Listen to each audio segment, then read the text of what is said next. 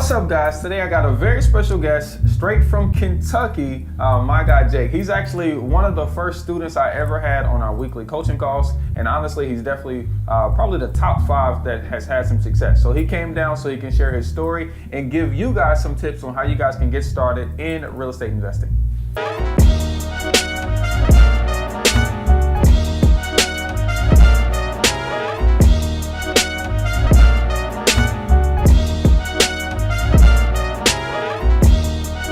Jacob here. I had first got started in real estate in 2019.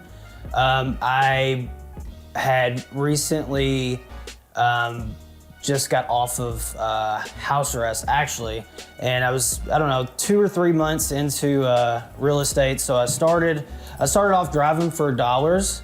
And whenever I was driving for dollars, I was able to close within my first 60 days, 2 deals. Nice. And I was able to do that. My goal that I had set for myself during that time frame to be able to obtain that was to get 100 properties a day, 500 a week, and call all those people. Oh, so nice. Who'd you get that formula from?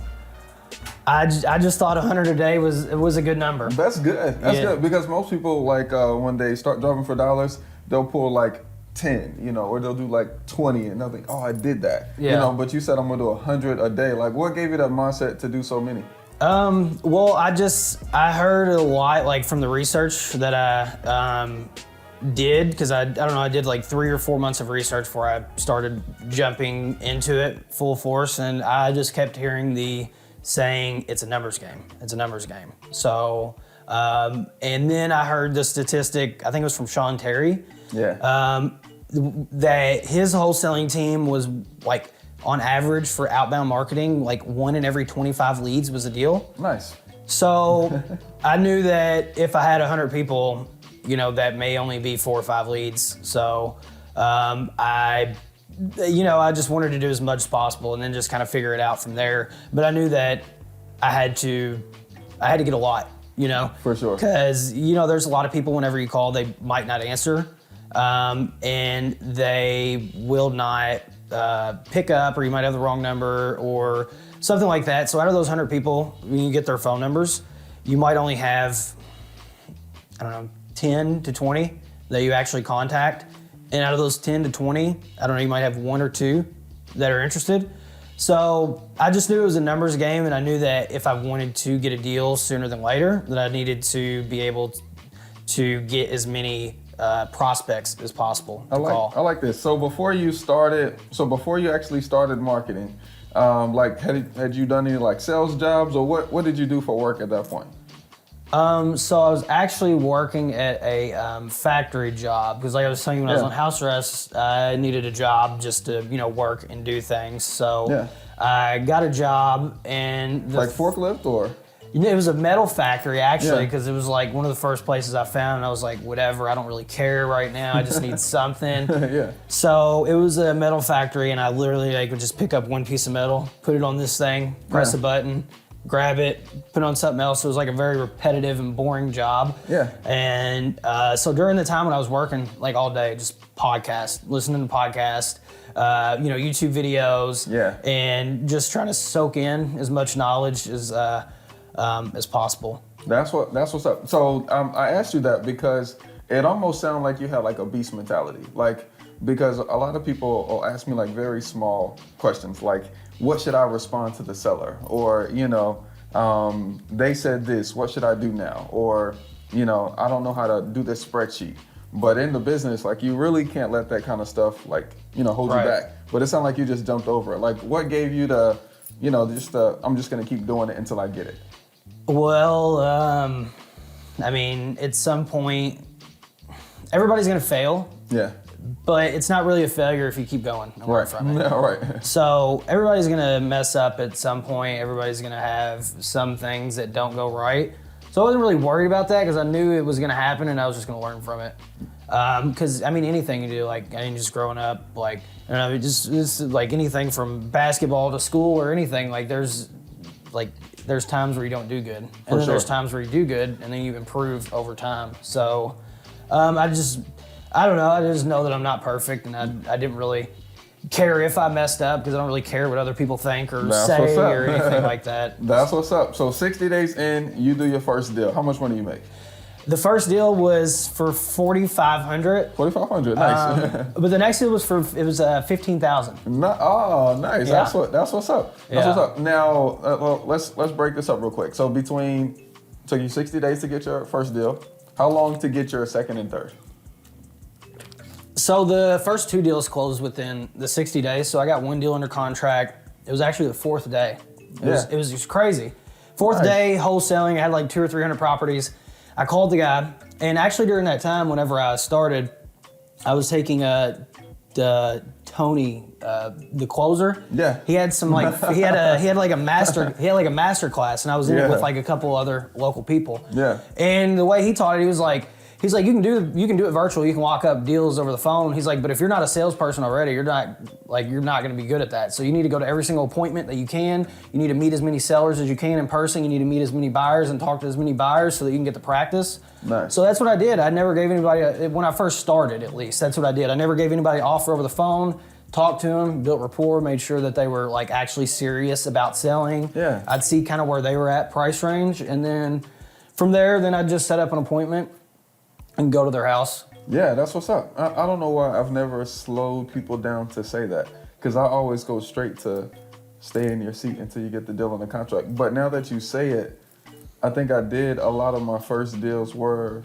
face-to-face, belly-to-belly appointments. Yeah. Yeah, now that I think about it. So first deal you make 4,500, you're making 15,000 bucks. I mean, like, are you still working your job at this point?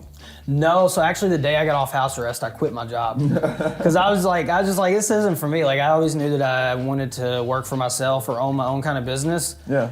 Because I didn't like being on somebody else's schedule. I kind of liked having the freedom to be able to do things when I wanted. Because, sure. I mean, even though I work hard, I don't want to have to be stuck to this certain schedule, you know? That's what's up. Now, at this point, you're doing it by yourself. What do you do to do more? Or like, how do you do more of it since you're full-time now? Yeah, so at first it was really just like all hustle. It was just like, I'm just gonna hustle, you know, until I Yeah. figure it out, and things are just gonna fall in place. You know, it's kind of the Right. mindset that I had. I'm gonna learn, things are gonna fall in place, I'm Right. gonna grow. So actually I did, I don't know, it was like I did like 3 or 4 deals, and then I seen you had your coaching calls, and you're advertising them, and you're like 4 coaching calls a week, $250. I'm like, what? I'm like, this is crazy. I'm like, I'm signing up right now. And I just immediately message you. I'm like, hey, I'm in. Let me do the course. So then the first call that we had, you were like, man, you need to hire a virtual assistant. Yeah. You don't need to be scrubbing the list. You don't need to be doing admin tasks that you can pay somebody $4 an hour for. You were like, and then you asked me the question, you're like, would you work for $4 an hour? And I'm like, no. Why would I work for $4 an hour? Right. And you're like, well, why are you doing these tasks? I'm like, good point. So then, Nice. immediately after the call, got on Upwork, started putting some job posts out, inviting people and stuff like that. And then I hired an admin the next week, and that guy's still with me 3.5 years later. Oh, that's what's up. Now let's break this down real quick. Okay, now you go to Upwork, you find this guy. Like, how do you know that he's gonna be good for you? You know what I mean? Like, what exactly is his job? So his job was to pull list from, I think at that time I was using ListSource. I wasn't using PropStream at the time. It was ListSource, and then Yeah. county. I was doing a lot of county data, so I was pulling pre-foreclosures daily, Nice. and probates, because you could go to the deed room and look at it, but the deed room was like pretty complicated, so there wasn't many people who were actually doing it because For they sure. didn't know how to, because there's like a sure. million options whenever you click the drop-down menu. And you have to click, I think it's will. No, not will. It's like a deed or something, because every time a property sells, there's a Yep. deed. So I don't remember the exact filters I used for the pre-foreclosures. It was list pendants. I remember that. Yeah. And that also varies depending on what state you're in and how your pre-foreclosure process sure. is set up. So that's what his job was. And then we were using, I don't remember the skip tracing service we were using, but he would skip trace as well. And then just anything else that I had that was like a task where I didn't have to call somebody Yeah. or something like that, I would Nice. just delegate to him so that he could do it. And as far as knowing if this person was going to be good or not, I I didn't really know if it was my first hire, nice. first time I'm ever hiring anybody. Nice. So the things that I looked at when I didn't know anything was on Upwork, they have like their past job experiences with like their ratings and comments that people put. So the first thing I do is always go to the lowest ones. See what bad happened. Yeah. So this guy, he had a bunch of hours logged on Upwork and a bunch of like 5-star ratings and stuff, and everything looked good. And so I think I was also looking for people that had like, it was either over like 5,000 or 10,000 hours or something. So it was like somebody who's more seasoned rather than somebody new. Right. So that's kind of how I did it, and then I just interviewed him and kind of just took I was like, I feel like he's a good guy. Yeah. You know, I didn't really have many decision, questions to ask, but I make my decisions the same way. You know, like it needs to feel good to me. You know what I mean? Like it just has to feel good. But then also like I'm working on faith. You know what I mean? Like let's get it done. Not like so analytical. Like he speaks 15 different languages. You know, not like that. Let's just make a decision, and then make a decision quick. So I say that to say, I should have asked you this first before I said that. But between the time you put the Upwork ad up and you actually like making the decision to hire him, like how long was that time period? a week. Right, exactly. So my point is most people don't make decisions quick. Right. They like hold it out. I want to curse. I'm trying not to curse. They like hold out and they do like little pieces of shit, and it pisses me off. Just bleep this out. They just do like little. It annoys me so much how people will just like drag something out versus just getting it done. Okay, so we hire this guy. He's pulling lists for you. He's skip tracing for you. Is he cold calling too? No. Okay, I like it. Okay, I like it. Now, when you hired this guy, okay, you're paying him how much an hour? It's $4 an hour. How many? Do you know how many around? I know it was a while ago. How many hours you were giving him? 25 at first. Okay, cool. Now, at this point, how does it change your business? Like back then. Yeah. So it was a good effect and a bad effect. So Nice. The good thing is it freed up my time and allowed me to do more things. And the bad thing is it freed up my time and allowed me to do more things. So what I mean by that is entrepreneurs, we are on our own schedule. We don't have to abide by somebody else's schedule. For sure. That can be a blessing and a curse. For because you, starting off as an entrepreneur, you don't necessarily think of like, oh, well, what disciplines do I need in order to succeed in this? Right. But you find that out whenever you like, for when I hired this guy, and then I was like, oh, I'm automating my business. So then like I wasn't working as much doing the things that I needed to, because I was like, oh, I don't have to do these tasks, so now I have more time, instead of taking the time that I was already allocating and putting more work into those areas. Right, I like it. Yeah. So I would assume you stopped making as many offers as you were before. It was, I'd stop making as many. Yep, I like it. I think I remember this portion because you was going through like a dry spell. I think I remember you going through like a dry spell and you were trying to figure out how we kept doing so many contracts. Because at that time we were like offer making machines at this point. Yeah. We were killing it. Okay, cool. It's just cool because you've been with us for so long. I honestly feel like, you've seen a lot of stuff that nobody else was seeing, because I wasn't even really on social media like that. Yeah. It was just, how did you even find me? Instagram. Instagram? Okay, that's crazy. Yeah. I think I'm pretty sure I think my friend Kip shared one of your posts or something, and then I just clicked on it and I was like, I'm gonna follow this guy. He does real estate. Because when I started, I was like, I had a bunch of people on my social media accounts that weren't entrepreneurs, that weren't doing these things, and I was like, I'm sick of seeing this garbage when I log on to Instagram and Twitter. I'm like, how do I make my feed to where it's stuff that I want to learn and stuff like that? So literally every single person I've seen, follow. Oh, you're in real estate, you're in business, I'm gonna follow you. That's interesting. Just so it could change my timeline from like interesting. Nothing that's like just garbage that people post. No, I agree. That's interesting. 'Cause I did the same thing. So my wife, when you look at my wife's phone, it's like a bunch of like soap opera stuff, like drama, a bunch of jokes and games and just nonsense, like waste of time.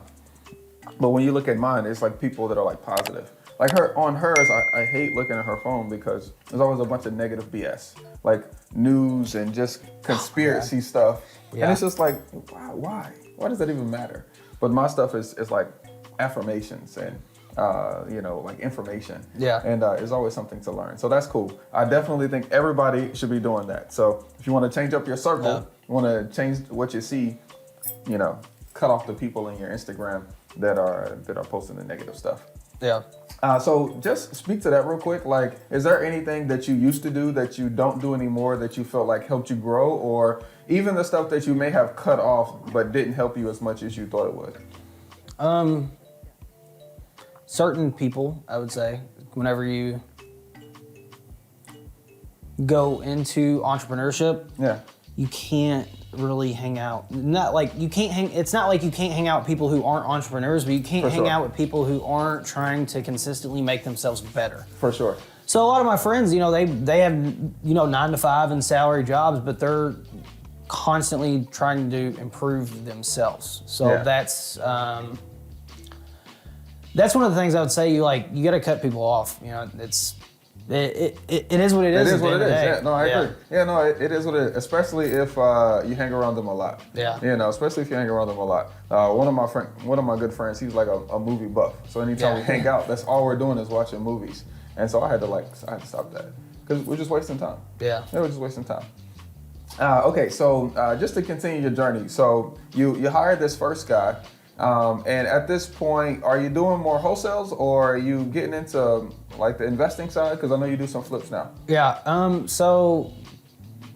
When I first started, for the first year, 18 months, I didn't do any flips. It was just all wholesales. I wasn't really thinking about the flips. Yeah. What made you start thinking about the flips? This guy. Yeah. Whenever I was just on your calls and you're like, yeah, I'm about to make $70,000 on this property. I'm like, what? You're making 70 grand on this deal? He's like, yeah. I'm like, okay, what do I need to do? And you're like, you should be picking up properties. Like, you shouldn't just be wholesaling. Wholesaling should be an exit strategy and not the entire business. Right. Because wholesaling is essentially just finding good deals and then being able to either assign those deals to an end buyer, buy those deals to do a fix and flip on, Nice. or use it as a rental property, Right. or some type of creative, strategy. So that's how I look at the business now. Is like it's not a wholesaling business; it's a real estate business, and wholesaling is an exit strategy. And everybody should look at their business that way. That's for sure. Now tell us about your what you look like on paper, okay? Because this is to help kill people's mentality. Because you mentioned house arrest, great. Get a job, boom, run into some entrepreneurial success, awesome, and then you say, hey, great, I'm gonna start flipping property. Yeah. So, tell us what you looked like on paper and how you were able to get the funds to do that.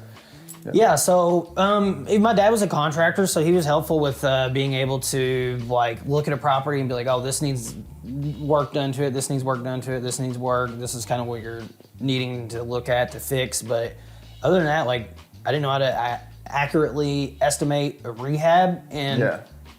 he's good at rehab and stuff like that, but whenever you're just a contractor and you're not an investor, you don't know how to accurately For sure. calculate the rehabs yourself either, because you don't calculate your labor. Right. So Exactly. Yeah. it was he could tell me what's wrong, top to bottom of the house, these things, but as far as being able to accurately estimate the numbers, output price as far as ARV, I was pretty good at that.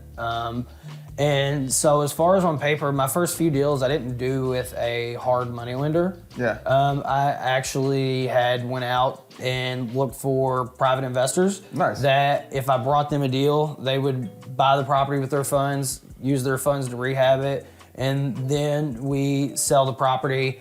And that's how I Let's did talk about where you found those people from, okay? Because people act like I'm making up stuff. Let's Yeah. talk about how you found these guys. Yeah, so all credit to you on this, because this is I learned how to do the private, raise private money and these things from you, and then also Austin Rutherford, you had Nice. him on. Oh yeah. Had him on the calls. Austin's my guy. Yep. Yeah, had him on the calls, stuff like that. So I had just talk to my like VIP buyers, because you know you have your big cash buyers list or whatever. You know, you got like a couple thousand buyers, but like you need to build relationships out of those For and sure. curate those relationships, and just have people know who you are and these things. So the top few buyers I had, I just whenever I talked to them about a deal. I was like, hey, I was also seeing I'm looking to get into more fix and flips and investing and stuff like that. Nice. If I bring you a property that's a good deal, instead of me assigning the property to you, would you buy the property with me? We make an LLC, and then we fix the property up and then sell it. I'm not an expert at fix and flips, but I'm willing to allocate my time to find the deals, to go to the properties whenever you need me to check up on them, to try to get any contractors, anything you need me to do, I will do that so that I'm providing value to you in this transaction so that it's worth it for you. And you had guys say yes to that? Yeah. Why do you think that is? Like, because from their perspective, if they remain 100% owner and they just pay you a fee, technically they make more money. Why do you think they were willing to say yes to you when you presented that? For one, I feel like they already seen the value that I brought in the deals that I was already bringing them. Yeah.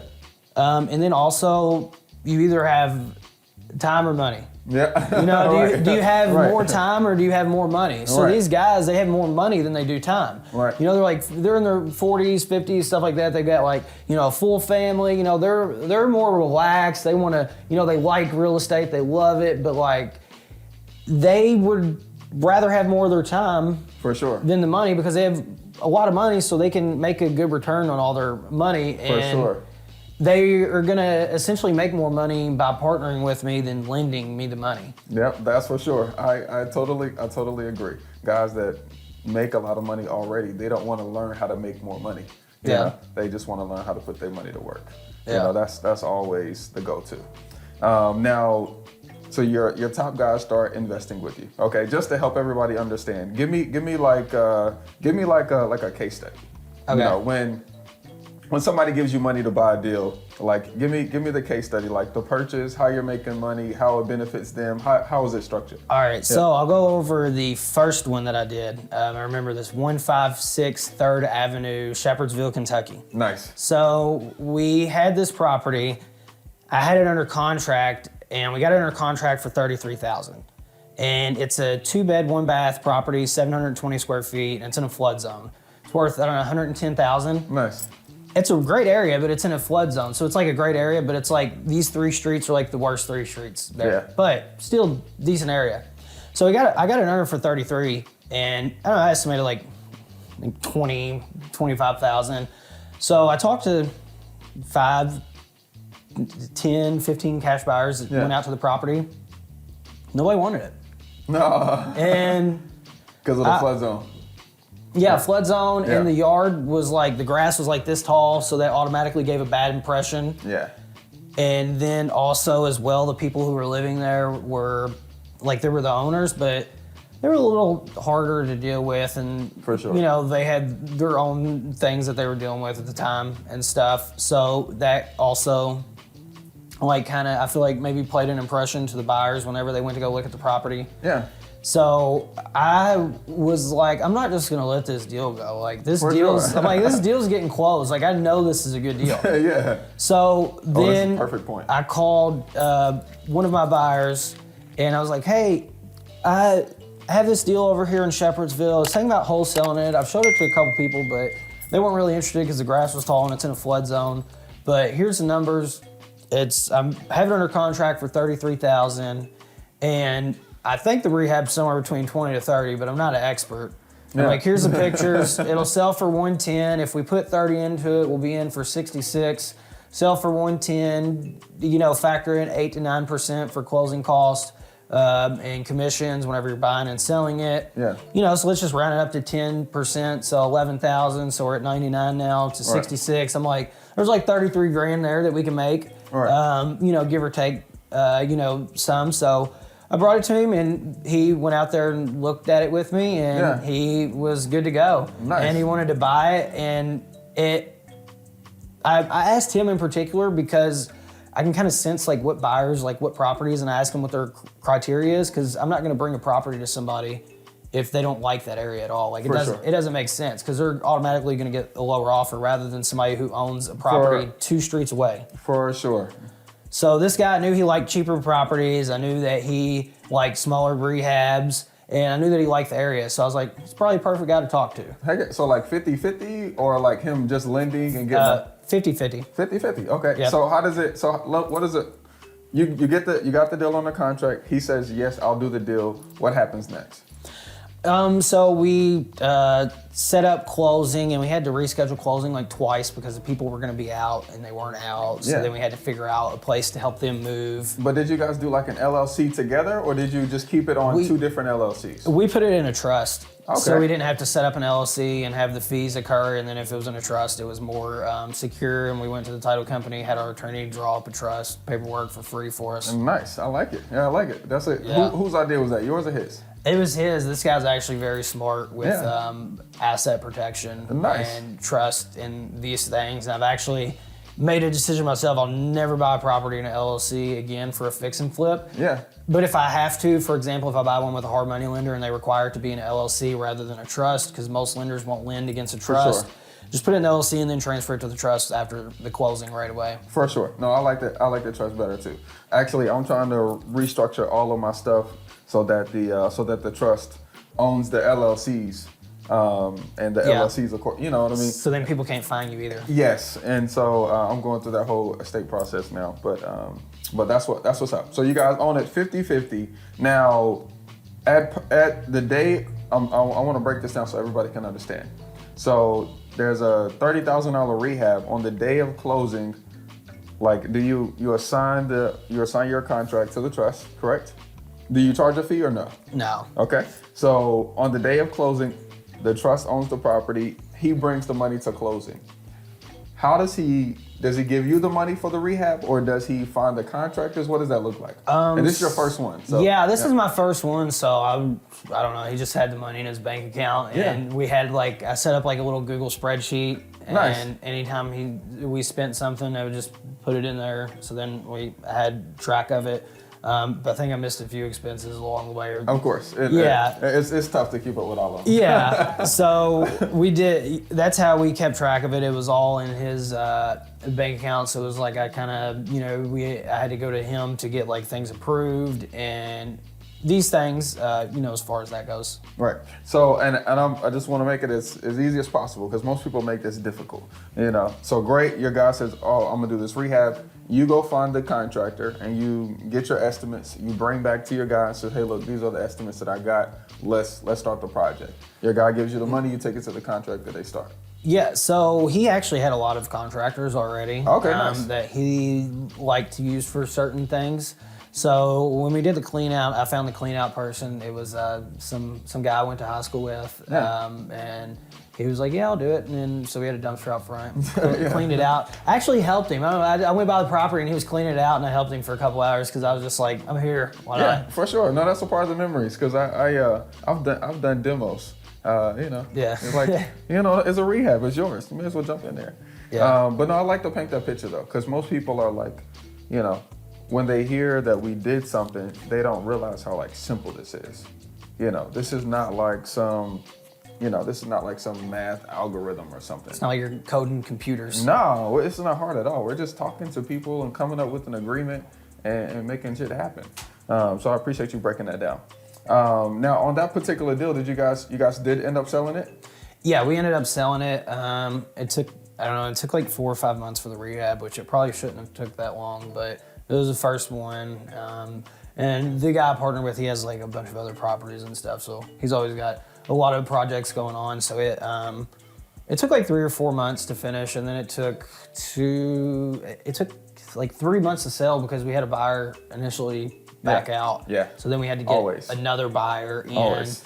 And retail deals are just, oh my gosh, they're a pain. They are. Yeah. What can go wrong when you're doing a fix and flip, right? You've done all the rehab, you got through that, you put the property up on the MLS. What do you mean? What do you mean? So whenever you get a property listed, from the time of it listing to it closing is honestly the part that I like the least. Yeah. Because it takes time to get it under contracts. Well, sometimes they sell quick, but you get a buyer, and this was an FHA price point. So FHA and flood zone. Yeah. So Yeah. then I think it was under the 6-month mark. So then we had to do 2 appraisals as well. Yeah. So it was FHA, 2 appraisals, and a flood zone. So there was extra paperwork and stuff like that. The part where it goes wrong the most is inspection request, Yeah. because that's like you don't really have your deal done, or you can't even think about a finish line until they For sure. agree on an inspection request with you. That's when most deals fall apart, For sure. when they are listed. And a lot of times, especially when the market was hot, like a couple years ago, like people would just get properties under contract because it was the only thing they could get, and then they didn't want the property a week later, so then they used their inspection period As a way just to get back it. out. Yeah, and waste everybody's time. So you have that happen as well. And then you have some buyers who get an inspection report back and they're like, oh, well, these things are wrong. There must be a million other things wrong with the house. And Yeah. so, you have the buyer's For sure. remorse and then For getting sure. scared of the property and stuff. So then, they might back out due to that. Or their agent might just have them request a completely asinine repair request that just doesn't even make sense. So For then you have to decide, do I want to do these things, or do I want to get another buyer for the Right. property? Right. So that's And then once you put it back on market, everybody always asks what's wrong. Why the person back out? Yeah. Definitely that part I don't like either. Yeah. It's always a tussle. Always a tussle. Yeah. Now, what are some things that you can do when you're selling a flip property on the market to make sure that you have a solid buyer, right, and that they're actually gonna close? So I guess it depends on what price point you're in. Because if you have relationships built with realtors, they should already have buyers that are looking for properties, whether it's investors or homeowners. So if it's an investment area, so for example, we've done a couple flips in Portland and the West End, which are $120,000 ARV, stuff like that. We pick the property up for 20, put 40 into it. And so a lot of times those you can sometimes ask just the agents that you already know to see if they have any buyers who are looking for, turnkey rental properties. So I've actually been able to sell a few of them without even listing them in those areas. So that helps out. As far as that goes, if you're in a mid kind of market price point or higher price point, Like 150 and up? Yeah. So for example, our market, I'd say FHA is, kind of up to 200,000. Yeah. And that's kind of, like an average house. For sure. So if you stage the properties, that always helps because they aren't looking at, maybe what's wrong with it, rather than how is this space set up for me to live in here. Agreed. Because they walk in and they can imagine the space. So I just now started doing some light staging recently. Yeah. And every flip I do, I buy a couple more pieces of furniture. For sure. Overstock, Wayfair, get it sent in. So then I have more and more, so I don't have to pay a staging company $1,500 to $2,500 every time. For sure. And it's fun for the wife too. Yeah. Yeah. Yeah, so staging the properties, and then also before you list it, have you go through with blue masking tape, put everything on there, take pictures of everything that needs to be fixed for your contractor before their final draw, have them go back and fix it. For sure. And then even after that, or before that preferably, you have your real estate agent come out and you're like, hey, you're the one listing this house, you're the one that's doing this. I want you to walk through this house from top to bottom, tell me everything you would fix, what you would add, how we can make this house pop. Some more for potential buyers. Before you pay your contractor your last drawer. So that way you can go ahead and change those things. Yeah. Yep. I think that's a key nugget. I always have the realtor come in. That's good that you said that. Yeah. You say a lot of stuff that I say. So I love having the realtor come in at the end. Yeah. Like, hey, look, we're 90% done. Just go in there, make sure there's nothing, that I should be telling the contractors to do before we finish up. Yeah. I love that. Okay, cool. So when you were wholesaling, right? You were wholesaling mainly, I guess you said like 18 months, and then you started getting into flipping. what were like some hardships that you encountered during that time? Because I know that's different, because the wholesaling business, you're just pump and dump, turn, sell, sell, sell, sell, sell. You know, but it's definitely a different heartbeat when you start raising private money and you're doing different, you know, and you're doing your own deals. What were some things that you came across that were hard that you had to overcome? Yeah, so like you said, the wholesaling versus the fix and flip are a lot different. Wholesaling is sales and marketing and more transactional, versus flipping is more management. For sure. Contractors and For sure. materials, all of the things. So it's more management than wholesaling. So you don't really, at least I didn't really understand or grasp that idea fully. Like, I've heard it, but it didn't really make sense until I kind of went through it myself. So that being said, it was like a capacity thing, Yeah. which I really just found out like a year ago or so. So it's like a capacity thing. Like, how much can I actually handle? Yeah. Because as entrepreneurs, we're very ambitious and we want to take on the world and we want to do everything and we want to we want to crush all of our goals. But at the end of the day, I think that we had to sit down and just analyze and realize how much we can actually do before it hurts us. Yes, it's a mental thing too. It's a mental handle. It's not really, I think that's what people don't really realize it. It's, because once you're in it, it's all mental. Because, you know, your mind starts to go into that doubt side. You know, the mind starts telling you that I can't. So it's more of that than actually, because you can run 50 rehabs at one time, but you have to mentally be able to get through that. Yes, and the resources though, because that's the other thing as well, is the financial side of the business, when you're first starting, you don't fully understand it. For sure. Or fully you think you do, but whenever you start doing your bookkeeping and taxes and stuff like this, you're like, what is For sure. You're like, what is this? They never taught me this in school. For sure. They taught me about pie, but they never taught me about how to actually Property taxes. do taxes, run a P&L statement, how to see For sure. how much capital and reserves I need based on my expenses that I have every single month. For sure. So that smacked me harder than anything, because about a year ago, I was up to, it was like 13, 14 months ago, I was up to 16 fix and flips at one time. Oh yeah, that's a lot. 16 rehabs, and it was a lot. It was a lot of capital. Yes. For 4 or What's 5. a lot of capital? So for 4 or 5 months, now granted I was getting private money for all these and rehab, for the But it's rehab still and money. purchase, but every single property, you need to put back at least 5 to 10 grand, more 10 to 15% or 5 to 10 grand, depending on the price point of how everything is, for your rehab, because there's just things you don't know, things that pop up afterwards. You might have a contractor do a bad job and fire him and have to have somebody else come in. For sure.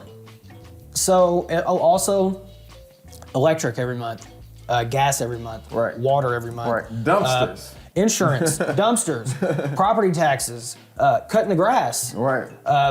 if all kinds of things that you don't take account into. Those were like 8 holding costs that we just mentioned. Right. Each That's one, not in let's your say each rehab. one is each one is $100 a month. For example, that's $800, and that's probably on the low end. Right. So let's just say $800 a month in holding costs between 16 properties. That's like 15 grand a month just in holding costs without me going over budget for anything. Right. So for 4 or 5 months, I had around $200,000 to $250,000 a month going out for rehabs, for all these other things.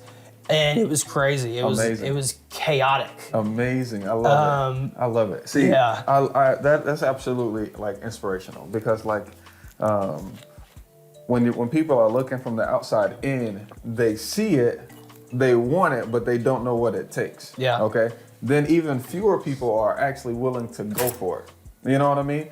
And so I think that's dope. I think that's dope that you're willing to go through it, because now that you're, now that you did it, it's like, well, I don't necessarily want to do 16 at a time. I want to do this amount at a time,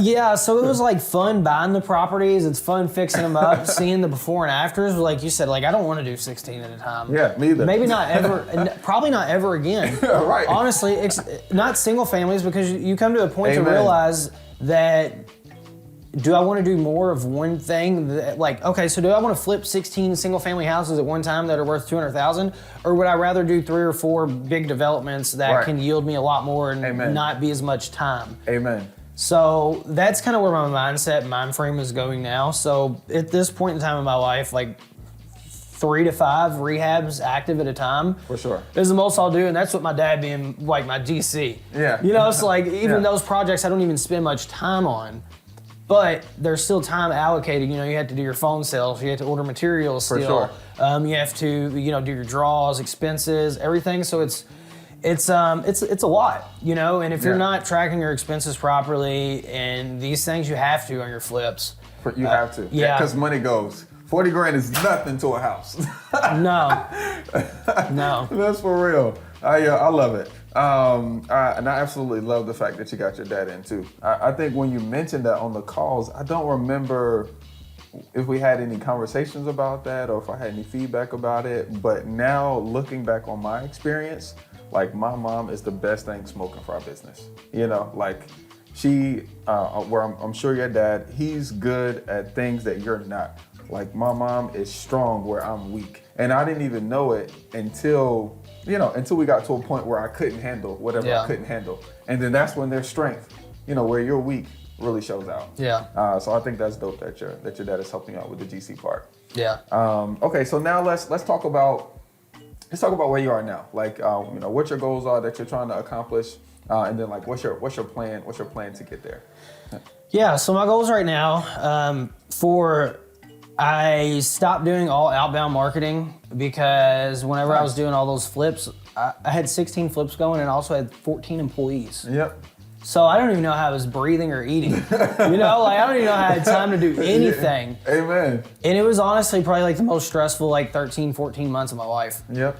Even Love it. Awesome. even more stressful than being in jail. Like honestly, like it sounds crazy, but it's the financial stress from like you're like, oh my god, I got to pay out 40 grand this week. Yep. And like I got it, but it's still like that's a lot of money. Yep.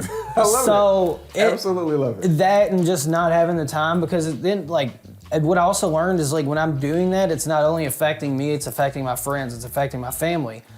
So it's not only like me not having any time for me or anything else, but like I don't have enough time for my family either, and that's not healthy. Right. That's not the reason why we did entrepreneurship. Right. Right. So yeah, so there's that. As far as my goals right now, I'm really focusing on trying to get more small multifamilies, and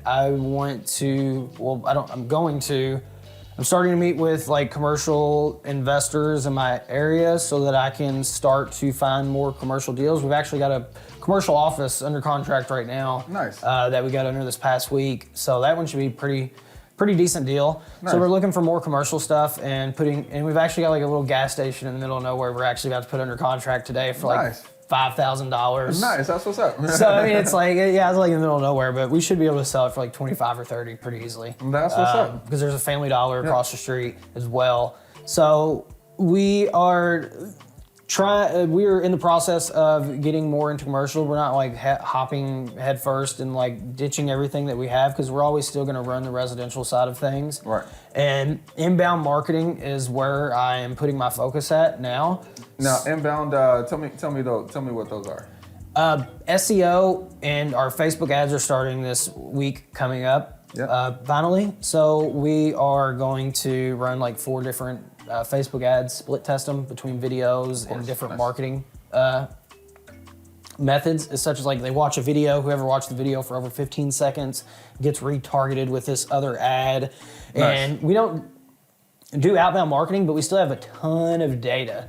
For so sure. what we're doing with that is we are going to put that into like a custom audience. Of course. On Nice. On Facebook. Nice. Yep. So we can still maximize what we have. For sure. And then SEO. Right now we're doing anywhere from 2 to 3 deals a month on average for SEO. Nice. So that's been really helpful because the thing that I want now is I want as small of a team as possible. Amen. To be able to produce as much revenue as possible. Amen. So my marketing methods, I don't want to have to hire 10 people to bring in all my leads.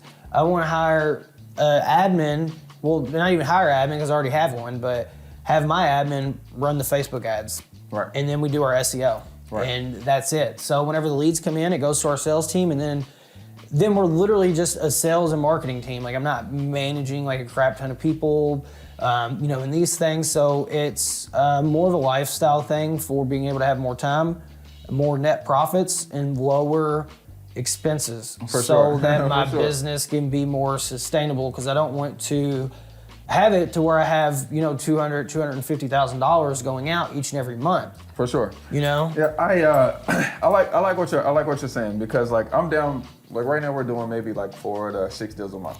Totally fine with that, because we average like 25 grand a deal. So that's where I want to be. So I totally get it. And the way I'm doing it is not with like, 10 cold callers, 3 texters. We're not doing that. We've literally had one cold caller, like for so long. And these days we really don't even have like a consistent acquisition. Like I'll hire and fire, and I do a lot of the acquisitions, and our students help us. So I'm totally down for this method. Now I like going after the apartments and commercial stuff too, because I started doing that a couple years ago, and you just make more money. Like it's like literally the same amount of work. For the ones we couldn't raise the money for, we wholesale them and we made bigger checks. Yeah. I don't know if you're finding that too, but I definitely like that. Just real quick before we finish off the day, tell us what are some of the, like, how are you targeting those? I know you said Facebook, but what can people do to target more commercial deals? So the way we get our commercial leads is we've gotten a couple through SEO. That hasn't been our main source, but a lot of our commercial leads are from targeted marketing. So we'll pull a list of commercial properties in our area. Nice. And then we'll niche it down to like price points and stuff like that. So like minimum like worth like $100,000, Right. $200,000. So then we're still, because you have commercial deals that like you could have like a little small house on a corner that's Right. like commercial, but it's in like an area where nobody's ever going to use it for commercial, but it's still a commercial deal. 'Cause the So house we has a try little to, convenience store. Right. yeah, Right. so we Right. try to not like, target those as much. And then just specific areas. So then we'll get those, and then we'll just we won't like do a cold call blast. We'll manually call them because it's like a few hundred people. So we'll manually call those people. We use RESF to be able to do that. It's actually called Go No Go is the terminology that Tyler uses over there. So that's what we do. We'll contact people. If we don't get in touch with them, then we'll find their closest relatives, reach out to their relatives to see if they know how to get a hold of them, or if they know if they want to sell the property because we want to buy it. If that doesn't work, then we'll try to call a neighbor. And then from there, we'll go through the list, and then we'll send direct mail to the prospects. And we put them on a 6-month drip that just sends out every single month. So I had to set it up once and not worry about it again. Exactly. I absolutely love it, y'all. Actually, before I forget, go ahead and tell people how they can find you, okay? Because I think it's important. One of my goals for doing interviews like this and like getting people together is so that we can like grow together. Yeah. So I always, anytime I have you on one of our calls, I appreciate it. But I always want people to do business together. So definitely tell everybody how they can find you and get in contact with you. Can I tell them about my local mastermind? Sure. Yeah. So if you are looking to get a hold of me or get in touch with me, the easiest way probably is Instagram. You type in Real Estate Jake, and it has 2 E's because somebody already took the one that only had 1 E. So Real Estate Jake with 2 E's. You also find our YouTube channel. It's a 5-star real estate investing, if you ever want to watch that. And if you're in Louisville, Kentucky, or in the state of Kentucky, or you could even live across the world, but if you market in these areas, then we have a 6-month mastermind mentorship to where we will do weekly calls with you and the other students. You will get access to our wholesaling course for free. We do multiple coaching calls with you, one-on-one, and a bunch of other things. So if that's something you might be interested in, just go to Instagram page and reach out, and I can send you more details about that. That's what's up. Yeah, I think it's important that we just reach out to people that's doing the business. So that's why I wanted you to share that. So definitely, Yeah. if you guys are doing business in that area, hit Jake up. See how you guys can make money together. See how you can learn together. And that's definitely what we're trying to do. Yeah, even if you don't want to do the mentorship, if you're in the area and you need help finding a buyer or you need some contractors, references for hard money lenders, private money lenders, any way that I'm able to help or provide any value, I'm happy to. That's what's up. Well, look, guys, remember that you don't need all three to do a deal: time, money, and knowledge. You just need two to do you. Peace.